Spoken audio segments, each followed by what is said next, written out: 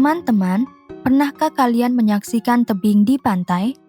Tebing di pantai merupakan salah satu bentang lahan pantai yang terbentuk oleh tenaga eksogen berupa angin dan gelombang laut. Nah, tahukah kalian apa yang dimaksud dengan tenaga eksogen? Bagaimana pengaruh tenaga eksogen terhadap kehidupan? Mari kita simak pembahasan selengkapnya pada video pembelajaran ini.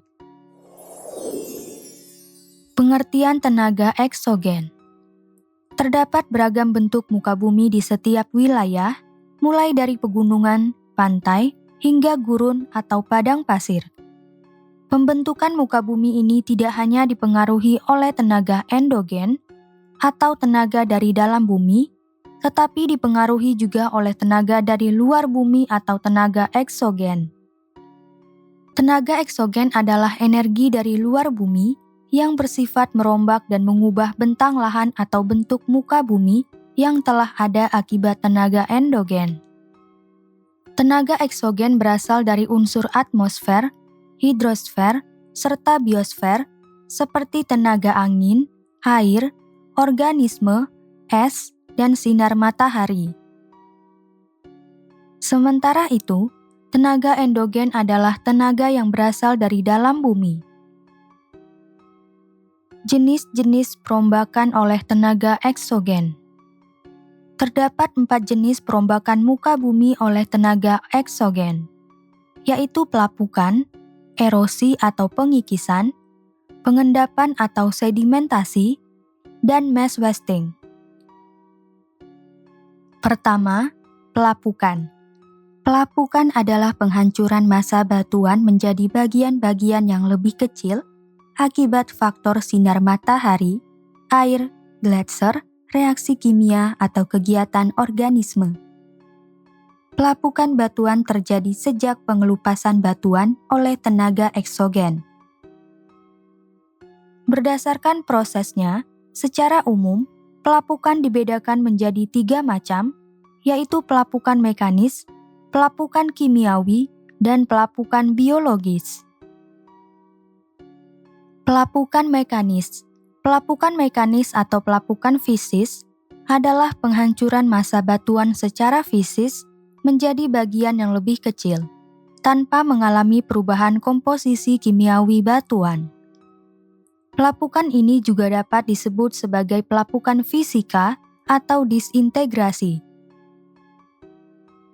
Jenis pelapukan ini dapat terjadi akibat 6 faktor, yaitu pembekuan air, perubahan suhu, kegiatan organisme, pergerakan air laut, dan gletser.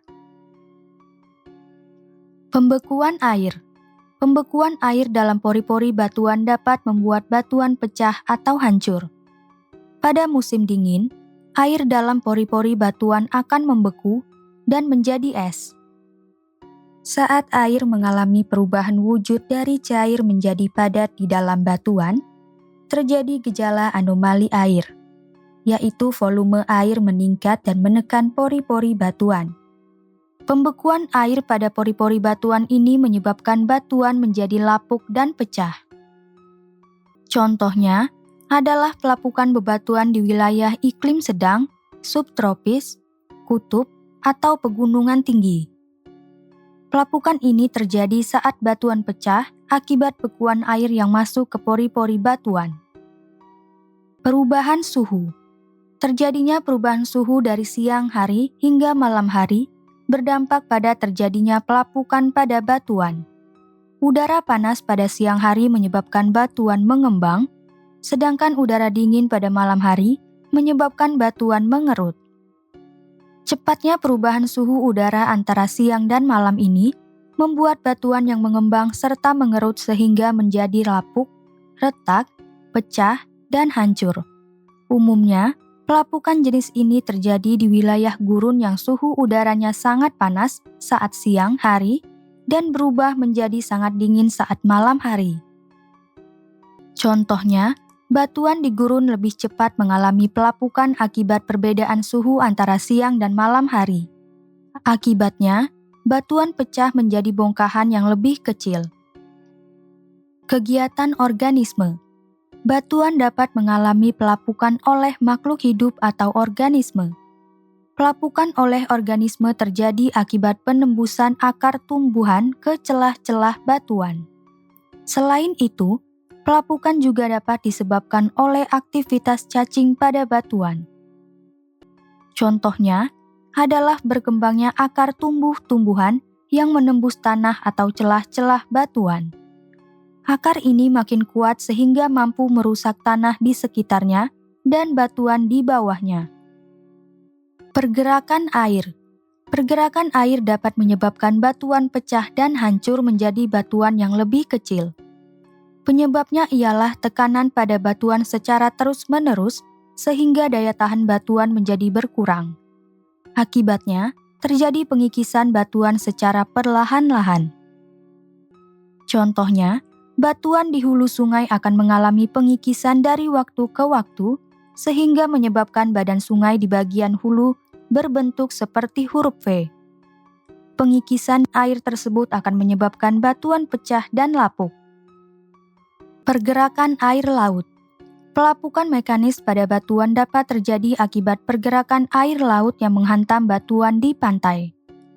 Pergerakan air laut di bagian permukaan air laut tercipta oleh tenaga eksogen berupa angin yang menciptakan gelombang air laut.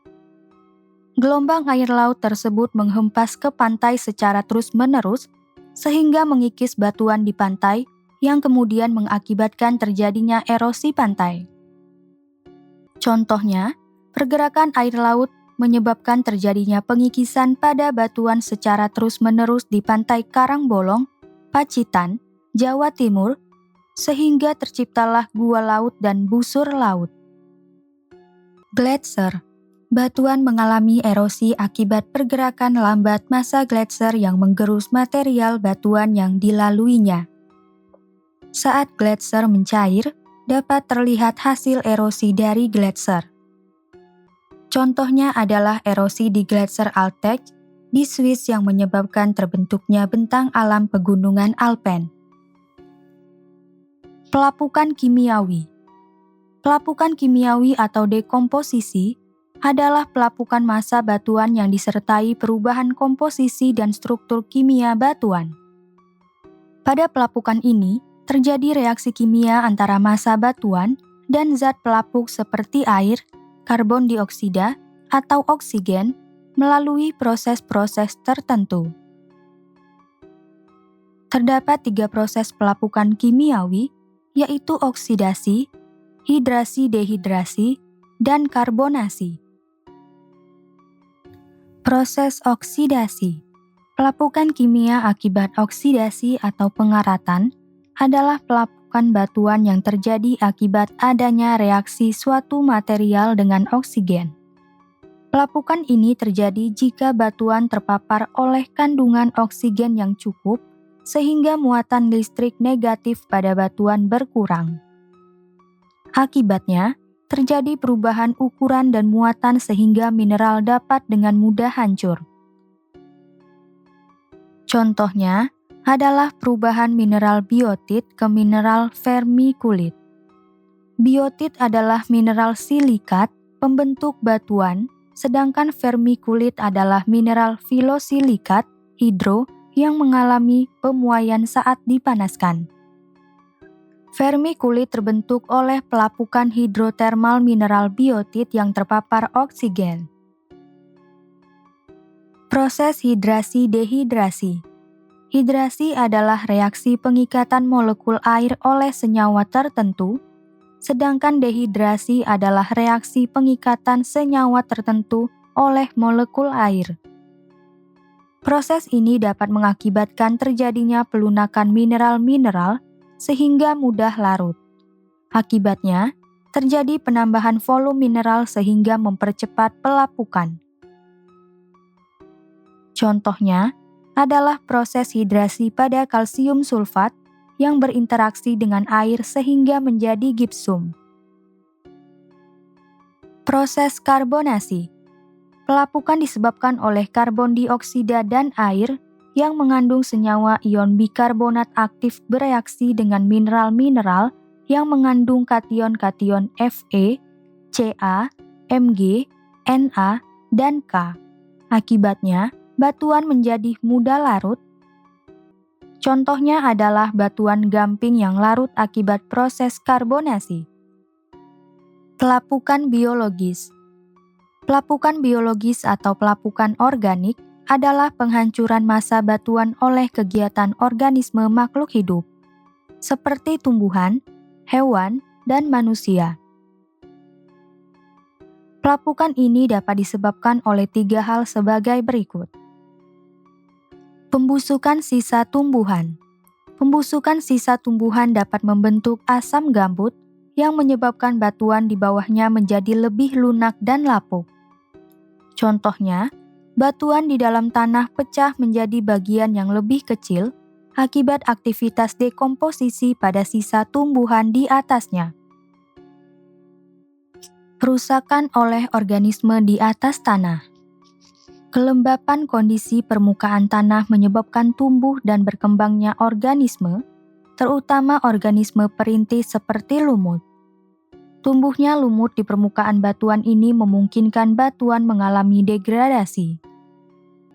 Contohnya adalah pelapukan batuan di lereng gunung akibat lichenis atau lumut kerak, yaitu simbiosis antara jamur dan alga. Lumut kerak mampu melapukan batuan dengan melepaskan fragmen talus yang sangat halus. Talus adalah tumbuhan vegetatif tingkat rendah yang tidak terbagi atas akar, batang, dan daun. Perusakan batuan oleh aktivitas manusia dengan peralatan tradisional atau mekanis. Pertambahan jumlah manusia meningkatkan kebutuhan lahan untuk beraktivitas. Beberapa aktivitas manusia menyebabkan terjadinya percepatan pelapukan, seperti penambangan atau konstruksi maupun lalu lintas pejalan kaki. Contohnya, aktivitas pertambangan timah di Pulau Bangka menyebabkan makin banyak batuan yang hancur menjadi partikel yang lebih kecil.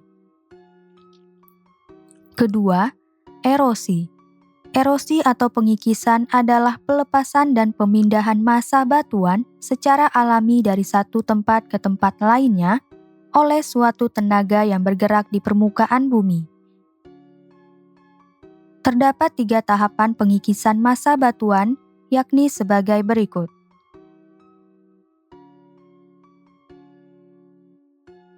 Tahap pengelupasan atau detachment.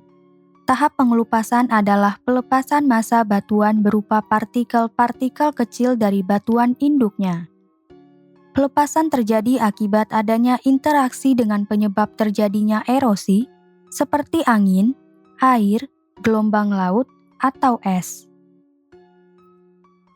Tahap transportasi atau transportation. Tahap transportasi adalah perpindahan partikel kecil batuan dari satu tempat ke tempat lainnya. Perpindahan dari tempat tinggi ke tempat yang lebih rendah ini terjadi akibat pengaruh pergerakan erosi. Tahap sedimentasi atau sedimentation. Tahap sedimentasi adalah pengendapan partikel kecil hasil dari pengikisan yang telah ditransportasi dan berhenti di tempat yang baru. Erosi dapat dibedakan berdasarkan tingkatan erosinya, yaitu erosi alami dan erosi dipercepat. Erosi alami atau erosi geologi adalah erosi yang berlangsung secara alami tanpa adanya tenaga pendorong. Akibatnya, proses yang terjadi lambat sehingga memungkinkan terbentuknya tanah yang tebal dan mampu mendukung pertumbuhan vegetasi secara normal. Sementara itu, erosi dipercepat adalah laju erosi yang melebihi laju pembentukan tanah di suatu daerah yang disebabkan oleh aktivitas manusia.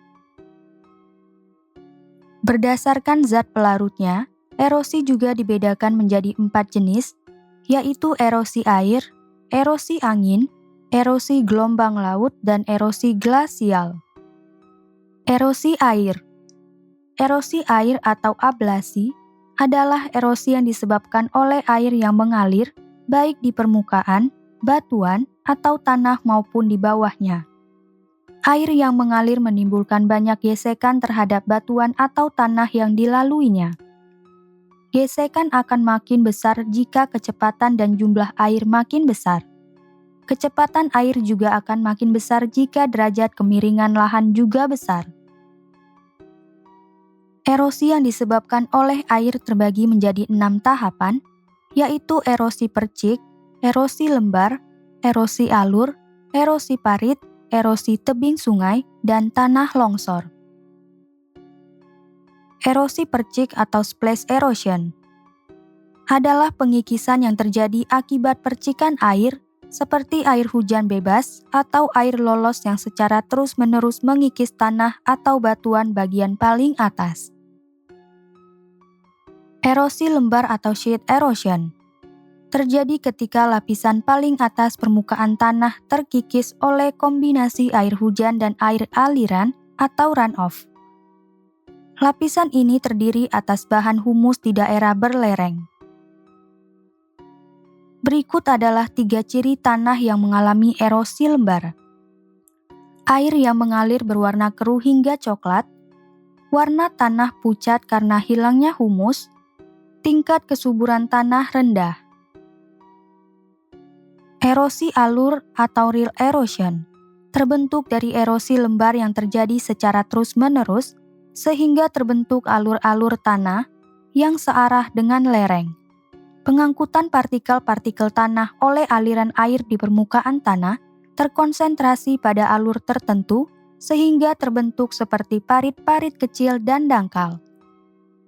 Erosi parit atau gully erosion membentuk alur-alur yang sudah besar dan membentuk huruf U atau V pada penampangnya. Hal ini bergantung pada material lahannya dan waktu mulai terbentuknya sungai.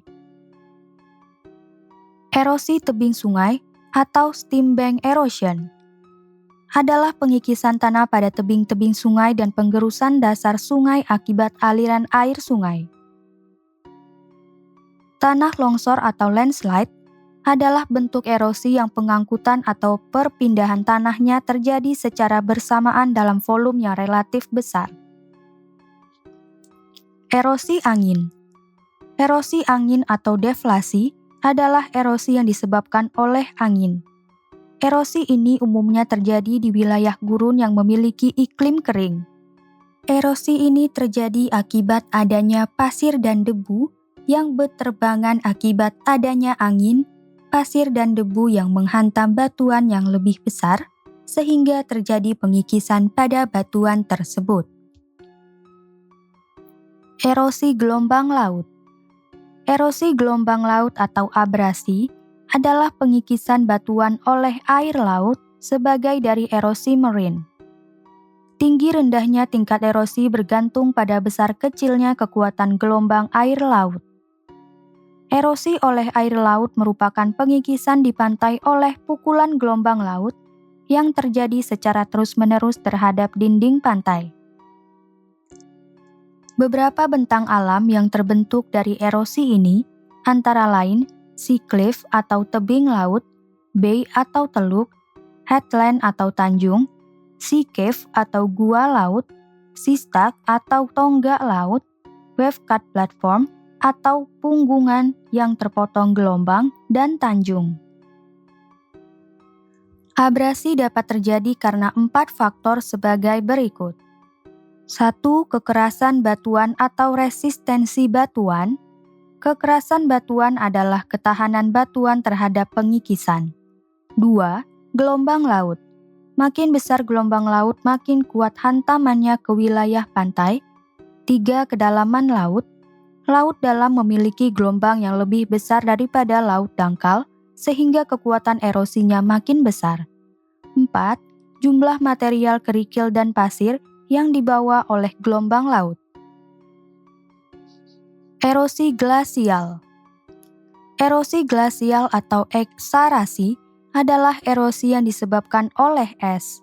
Jenis erosi ini hanya terjadi di daerah bermusim salju atau pegunungan tinggi. Ciri khas dari bentang alam yang terbentuk adalah terdapat alur-alur pada batuan yang sejajar karena dilalui gletser. Erosi glasial diawali dengan turunnya salju di suatu lembah pada lereng atau perbukitan. Lama-kelamaan, salju terus menumpuk di lembah sehingga menjadi padat. Selanjutnya, terbentuklah massa es yang berat. Akibat gaya gravitasi, massa es akan merayap menuruni lereng pegunungan atau perbukitan. Ketiga, sedimentasi. Sedimentasi adalah pengendapan massa batuan atau tanah di suatu tempat setelah mengalami erosi dan transportasi. Sedimentasi dapat terjadi di darat maupun di perairan. Sedimentasi dapat terjadi jika massa zat yang mengangkut batuan atau tanah mengalami penurunan kecepatan atau bahkan berhenti. Pada awal proses sedimentasi, partikel-partikel kecil terbawa oleh air, gaya gravitasi, gletser, ataupun angin. Selanjutnya, partikel tersebut mengalami pengendapan di tempat yang rendah.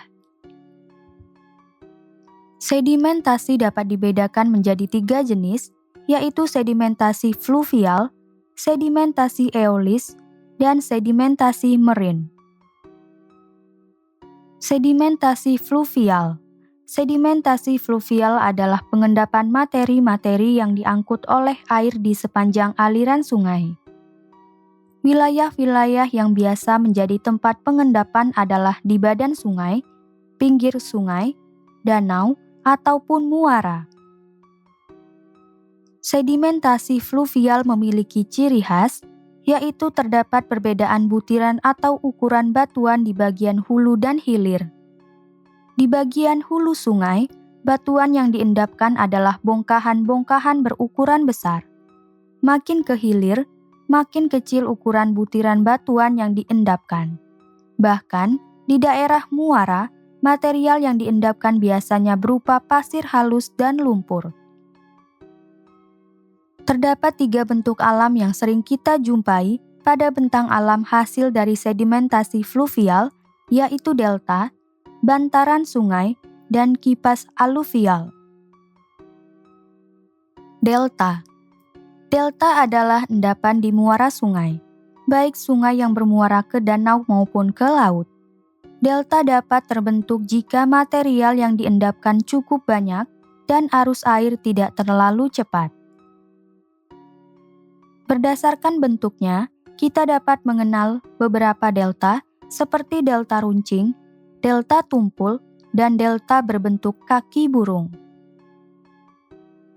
Contohnya, delta Mahakam berbentuk seperti kipas yang terletak di Kalimantan Timur yang terbentuk akibat adanya endapan di muara Sungai Mahakam. Bantaran sungai.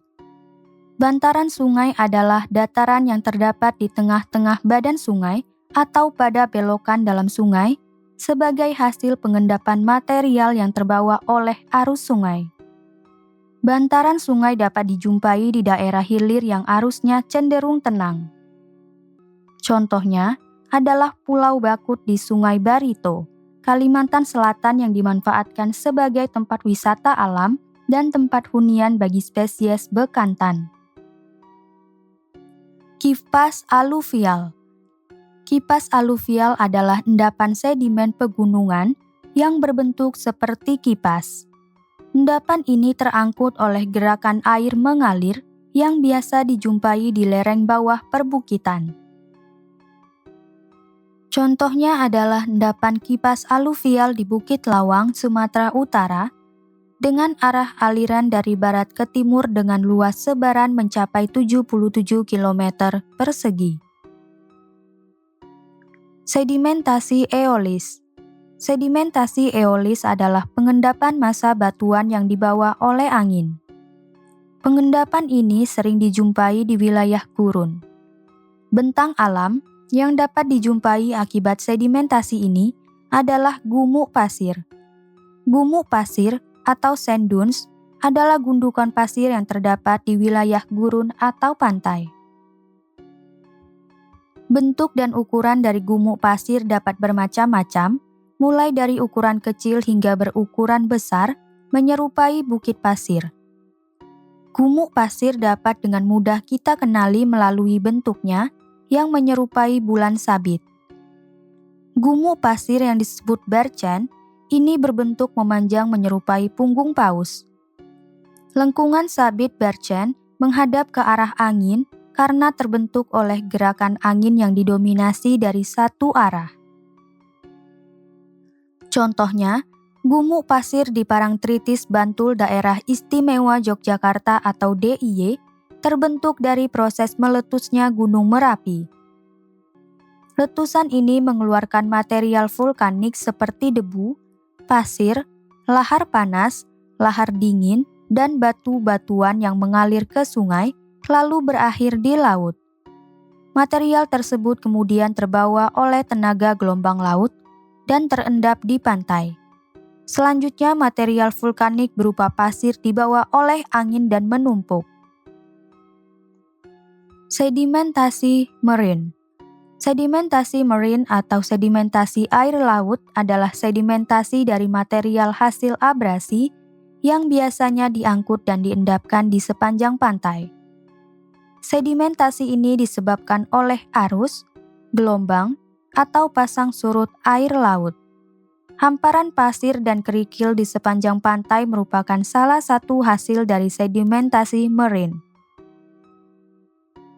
Secara spesifik, terdapat 4 bentang alam yang terbentuk akibat sedimentasi marine, yakni sebagai berikut. Pantai atau beach. Pantai adalah bentukan lahan yang berada di sisi tubuh air laut dengan kemiringan yang landai. Tersusun dari sedimen lepas dan umumnya berukuran butir pasir hingga kerikil. Gosong pasir atau bar. Gosong pasir adalah bentukan daratan yang terkurung atau menjorok di suatu perairan yang arahnya memanjang sebagai hasil proses dari pengerjaan air laut. Bura atau spit. Bura adalah bentukan lahan yang menjorok menutupi teluk atau muara sungai. Tombolo. Tombolo adalah gosong pasir yang menghubungkan suatu pulau karang atau atol dengan pulau utama. Keempat, mass wasting. Mass wasting adalah pemindahan massa batuan atau tanah karena gaya berat. Mass wasting atau gerakan tanah terutama dipengaruhi oleh gravitasi.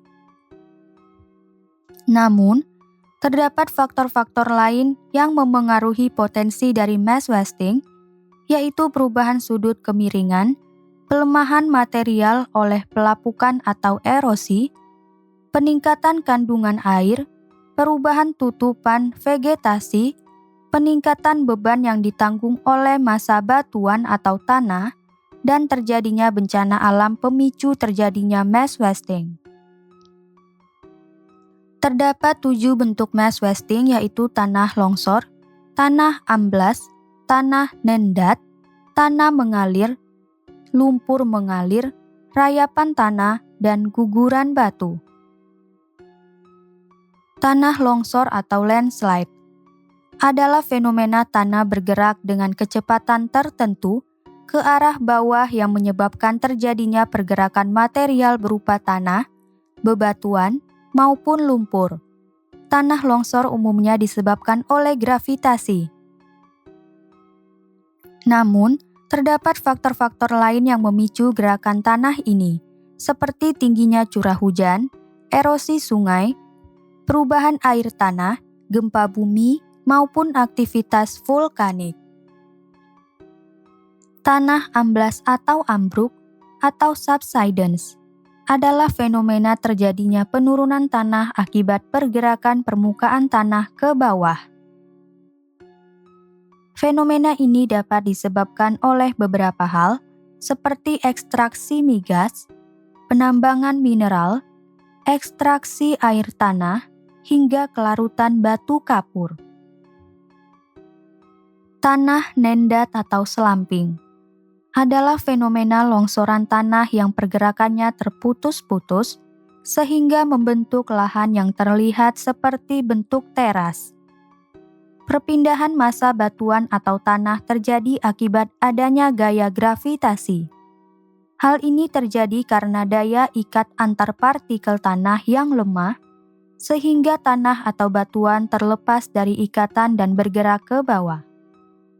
Gerakan ini membawa apapun yang dilewatinya dengan bentuk massa yang lebih besar. Fenomena ini disebabkan oleh kemiringan lahan, perubahan lahan, maupun perubahan kelembapan. Tanah mengalir atau earth flow adalah gerakan tanah yang disertai material lain seperti bebatuan yang bergerak ke bawah lereng. Fenomena ini umumnya terjadi di area sekitar cekungan besar dan di kawasan yang materialnya lapuk. Gravitasi, curah hujan, dan lereng memengaruhi terjadinya fenomena ini. Lumpur mengalir atau mud flow adalah sejenis tanah yang mengalir tetapi memiliki kadar air yang lebih tinggi. Dengan demikian, tanah ini memiliki tingkat kepadatan yang lebih tinggi dibandingkan dengan aliran sungai. Lumpur mengalir umumnya disebabkan oleh tingginya curah hujan yang bercampur struktur batuan atau tanah yang mudah terkikis. Fenomena ini sering terjadi di area lereng, terutama di wilayah yang sering terjadi erosi. Rayapan tanah atau soil creep adalah gerakan tanah yang sangat lambat di kawasan lereng yang landai. Fenomena ini dapat diketahui melalui munculnya retakan di dinding bangunan atau adanya pembengkokan lapisan batuan di suatu kawasan. Guguran batu atau rockfall adalah massa batuan yang menuruni lereng curam atau tebing yang bergerak dengan jatuh bebas maupun meluncur bebas. Ukuran batu bervariasi dari kecil hingga besar. Kesimpulan, tenaga eksogen adalah energi yang berasal dari luar bumi yang memiliki sifat merombak dan mengubah bentang lahan atau bentuk muka bumi yang telah ada akibat tenaga endogen. Tenaga eksogen berasal dari unsur atmosfer, hidrosfer, dan biosfer. Beberapa di antaranya berasal dari tenaga angin, air, organisme, es, dan sinar matahari. Perombakan muka bumi oleh tenaga eksogen dibedakan menjadi 4 jenis, yaitu pelapukan, erosi atau pengikisan, pengendapan atau sedimentasi, dan mass wasting. Pelapukan adalah penghancuran massa batuan pembentuk litosfer menjadi bagian-bagian yang lebih kecil akibat faktor sinar matahari, air, gletser, reaksi kimia, dan kegiatan organisme. Pelapukan dibedakan menjadi 3 macam, yaitu pelapukan mekanis, pelapukan kimiawi, dan pelapukan biologis. Erosi adalah pelepasan dan pemindahan massa batuan secara alami dari satu tempat ke tempat lainnya oleh tenaga yang bergerak di permukaan bumi. Erosi terdiri dari beberapa tahapan, yaitu pengelupasan, transportasi, dan sedimentasi. Sedimentasi adalah pengendapan massa batuan atau tanah di suatu tempat setelah mengalami erosi dan transportasi. Sedimentasi dibedakan menjadi sedimentasi fluvial, sedimentasi eolis, dan sedimentasi marine. Sementara itu, mass wasting adalah pemindahan massa batuan atau tanah karena gaya berat. Mass wasting terdiri atas tanah longsor, tanah amblas, tanah nendat, tanah mengalir, lumpur mengalir, rayapan tanah, dan guguran batu.